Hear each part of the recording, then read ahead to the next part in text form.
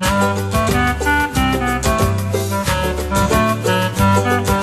naughty bits of pretty girls have tufty corners, kinks and curls, but the pubes of my girl Dorothy stretch from her belly button to her knee. The general effect of her pubic area resembles Bigfoot's bum, but hairier, and any attempt to find her snatch is a scramble in a bramble patch. So Dorothy, please trim your minge.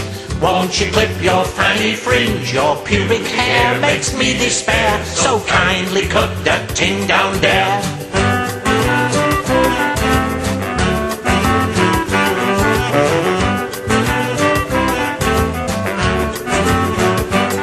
And though I love my Dorothy, she's got hairs on her belly like the branches on a tree, and 3 first aiders stand and wait in case muff divers suffocate.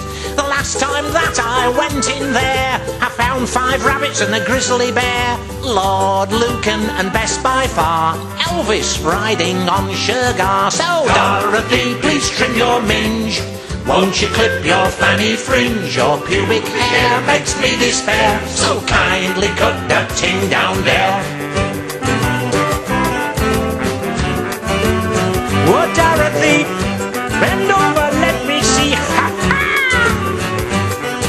Some people have no objection, but really it causes me pain to see the object of my affection catching her pubes in her bicycle chain. They say one hair from her vagina would stretch from Chingford down to China, and I just won't explore alone without a compass and a mobile phone. I went in there with volunteers, lumberjacks and a pair of shears, tree surgeons and Boy Scouts. 6 went in and 1 came out. So Dorothy, please trim your minge.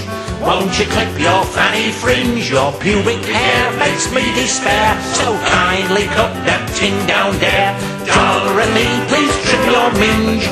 Won't you clip your fanny fringe? Your pubic hair makes me despair, so kindly cut that ting down there.